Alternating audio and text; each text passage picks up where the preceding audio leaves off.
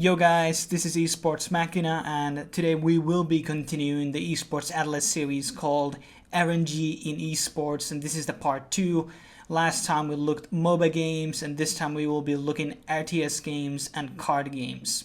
So I decided to go with 6 games for this test. Well, to be honest, really didn't have a lot of options to choose from because a lot of the RTS eSports titles are dead already. So I chose 4 RTS games: Starcraft II, Warcraft III, World of Tanks, and Age of Empires 2. And then we had to pick 2 card games so we can kind of compare them with each other. So Hearthstone and less known Hex Shards of Fate game. So the very first game we're going to talk about today is Starcraft II, a game that a very long time has dominated the RTS sector of esports.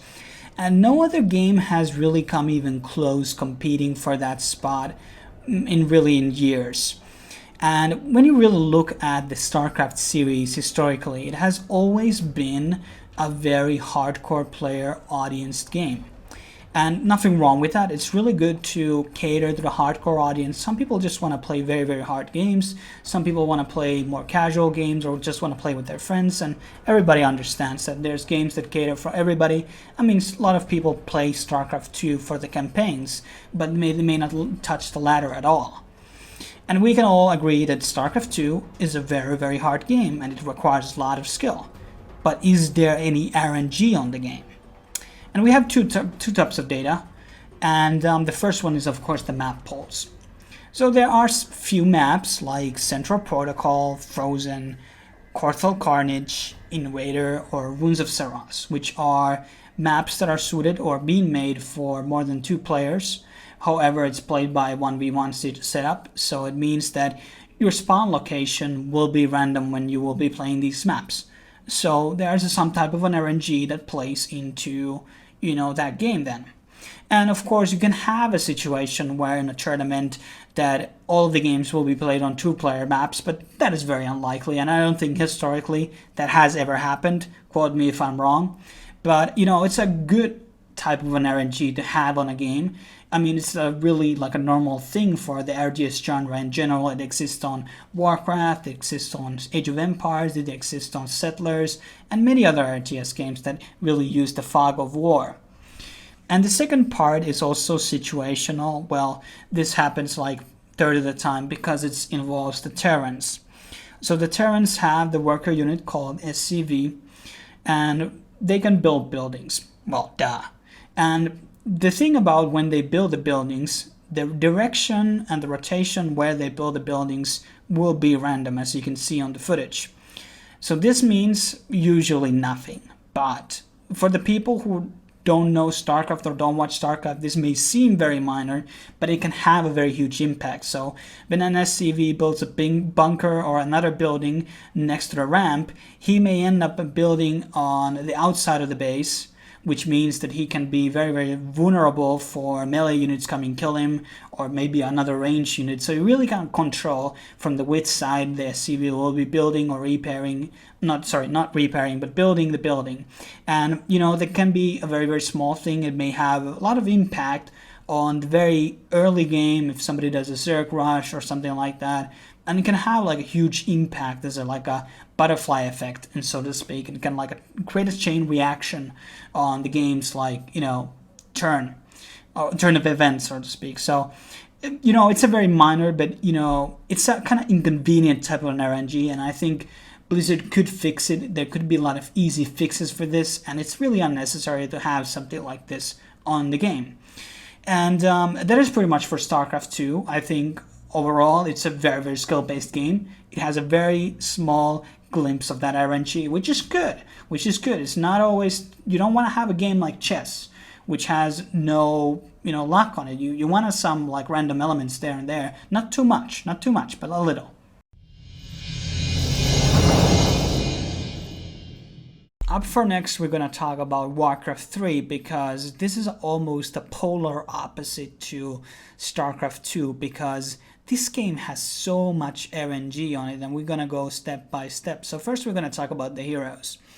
And 6 out of 24 heroes, aka 25%, aka 1 out of 4 of the heroes have RNG on them, such as the Molten King has chance to stun, Blade Master has chance to crit, the Forcer has Chain Lightning that bounces randomly, then he has the Wolves that can crit too, the Demon Hunter who has chance to evade, the Punter and Brave Master who has chance to evade and critical strike. Then you have Beastmaster who has Bear that can stun, and his ultimate is also a bit RNG-ish. And there's also other heroes maybe having more RNG, but this is just a glimpse of it. So at least 25% of the heroes have RNG. And this also extends to the neutral creeps on the game and also on the builded units on the game. So I won't be going through all the units because there's so many of them, but quite a lot of the neutral creeps have critical strikes, bash, chances, and evasions that are RNG. And also on the builded units, there are units like Banshee and Footman who have those RNG abilities. And next up, we're going to talk about the map itself. So just like in Starcraft, there can be 4-player maps, 6-player maps played on eSports, or sometimes they're just 2-player maps. And as only Starcraft, the spawn locations can happen, and I've marked them on the green circled gold mines on the picture are the ones that where the players can spawn, and other gold mines are just extra gold mines. But each of these yellow circled and orange circled places have creeps on them. These are called the neutral creeps. And the neutral creeps have 2 things that make them RNG, actually 3. Some of them have RNG abilities, as I discussed earlier. Some of them, or all of them, will have a random gold bounty, which means that when you kill them, they will give you a certain amount of gold. Like the golems can give you anywhere from, like, let's say 82 to 100 gold, and this fluctuates randomly. And the dice and the RNG on the gold games may not be that high and may not have like a huge impact, but it does play some type of part, and because it's still RNG. And the other thing is the item drops from these neutral creeps. So they have a set of pool of items, usually maybe like 12 or 10 or 6, and they may randomly drop any of those items. And you gotta hope that based on what hero you choose, you're wishing for a certain item. So you gotta pray for RNG Jesus, sometimes. I mean, it's pretty random, okay? So a lot of the map does have, as I discussed here, and we see from the data, has quite a lot of RNG on it. But that's not all. There is, of course, the glyph system, which is similar that we have on Dota 2. I already talked about that on the previous RNG and eSports video. You can check it up if you want to. And the same glyph system, to recap, if you have a footman on a cliff and you have a lower cliff, you have an archer, and the archer keeps shooting to the higher cliff, there's going to be a 30% or was it 25% chance that the archer will miss. I'm not sure what type of logic is this. I guess it's naturally harder to shoot an arrow upwards than downwards, Not sure. I'm not a really archer master or anything like that. So that is an interesting game mechanic to have. I haven't seen anything quite like it anywhere else. But, it's an okay element, I guess. But it's still RNG. And one of the final ones is how the auto attack system works. So each of the character has a damage from, let's say, the Demon Hunter has probably the biggest gap, so he can attack anywhere from 24 to 48. So each attack will be doing a different amount of damage. I'm not sure why would you put a system like this.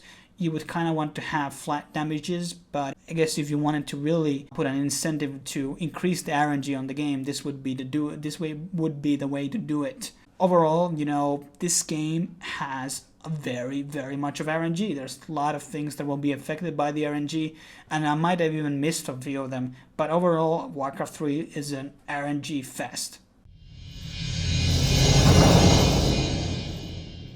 The game I'm going to talk about next is World of Tanks, which is the biggest strategy game on this list in terms of its player base, having at least 120 million registered accounts into wargaming.net service, which is huge. But the question is, of course, how many of those are actually active players? And I wasn't really able to find direct info from wargaming.net, but 2 years ago they actually recorded a peak, which was 1.1 million concurrent players on the game, and today it's probably somewhere between 750,000 to 1 million based on the info and evidence I was able to find. But the question that we're really after is, of course, how many of those are actually translating into esports numbers. So last year's World of Tanks finals reached a peak number of 150,000 concurrent viewers. And for esports, that is a pretty good number. But when you really think about it from the conversion standpoint, it is a pretty bad number. It's pretty abysmal. So the real conversion rate from 120 million means 0.0125% of the total player base actually watched the tournament on the peak time. And that is a pretty low number when you think about it. And that can mean two things. A, Wargaming is lying about their total player base numbers. Or B, nobody really likes watching the game on an esports level. Maybe it's boring, maybe it's not entertaining. And there can be a lot of things that really play into that. One of the things that I try to advocate here is that RNG does play a significant part into the results of the games. Hence it makes it more entertaining because you can't predict which teams are always going to win. So in a game that has a lot of RNG, anything can happen pretty much, as we have seen. So in the World of Tanks case, you don't have a lot of RNG on the game. It's pretty like skill-based in that sense. I mean, it's not a very hard game, but it's all skill pretty much. So there's two elements of RNG that really exist on the game. One being that on the beginning, you decide to where you will be moving with your tank. So either you'll be going through north, or either you'll be going south, or maybe you go even through the middle. So you do this sort of a rock, paper, scissors type of a decision, and the enemy team will be doing that too. So they might deploy 5 tanks to south, 5 to north, or maybe they will deploy everything in the middle. So that will have that rock, paper, scissors type of an element, and that is a bit of an RNG element, but not really. I think that's kind of like a optional RNG. I don't know how to describe it really. And the other thing is, of course, how the tanks actually shoot. So there are hitboxes, and sometimes the bullets, or whatever, cannons or ammunition, what they're called, they won't hit where you target. So there might be some type of an RNG there in terms of the hitboxes and accuracy of the tanks. But that is very minor when you think about it. It does exist in all FPS games pretty much. You don't really have an FPS games where it directly shoots and where in the 100% spot where you're aiming, and that's kind of applies in the World of Tanks too. So the accuracy is really the only RNG in there in this game. And frankly, it doesn't play that much of a part in the whole game. Hence, the game doesn't have that much RNG. The last RTS game we're going to talk about is Age of Empires II. While it may not have the biggest esports following out there, I thought it would be a very interesting case of a study due to its very realistic RNG system built into it. So the RNG works in Age of Empires II as follows. So you have units like archers, you have units like catapults, ballistas, trebuchets, or cannon towers. And all of these units have actually RNG system. Will their projectiles hits, whatever it's cannonballs or arrows or something else. And this system is rather realistic because you didn't expect in the Middle Ages to every archer to land every shot or every trebuchet hit the rocks on the places that they were supposed to hit. That's just a very realistical system. And if you really compare it to any other type of a RTS game like Starcraft II perhaps, or Grey Goo, or even Warcraft II, a lot of the projectiles always hit 100% long as they were in the attacking range. So Age of Empires 2 is a bit different from that standpoint.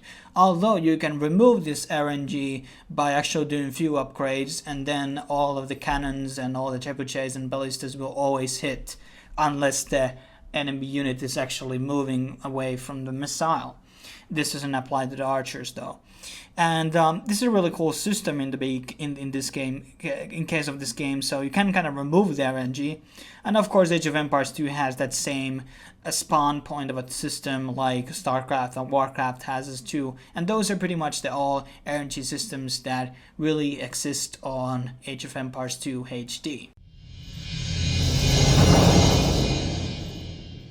Now we shall be moving into the card games. Up for first we have Hearthstone, a game that has the biggest esports following out of all 6 games on this list and video. And like every card game out there that uses deck of cards system, whether it's poker, Texas Hold'em, Hearthstone, Magic the Gathering, or Pokemon, every time you draw a card from your deck, that is RNG.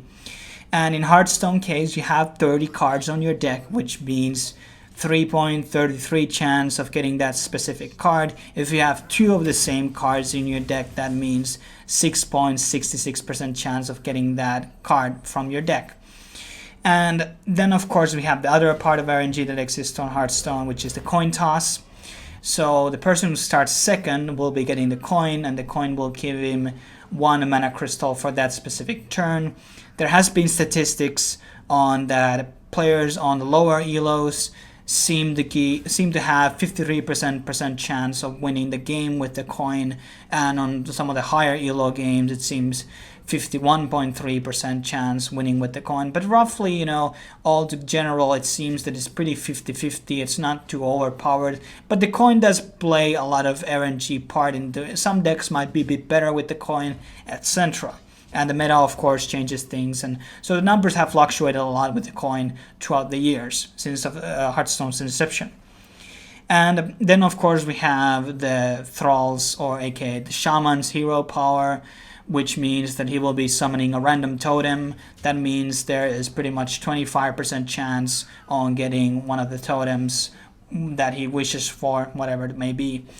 So, of course, the golden question here is that we need to focus on is how many of the cards have RNG in Hearthstone. And in total, there is 877 cards right now in Hearthstone. This excludes, of course, the dungeon cards and cards that you can't obtain.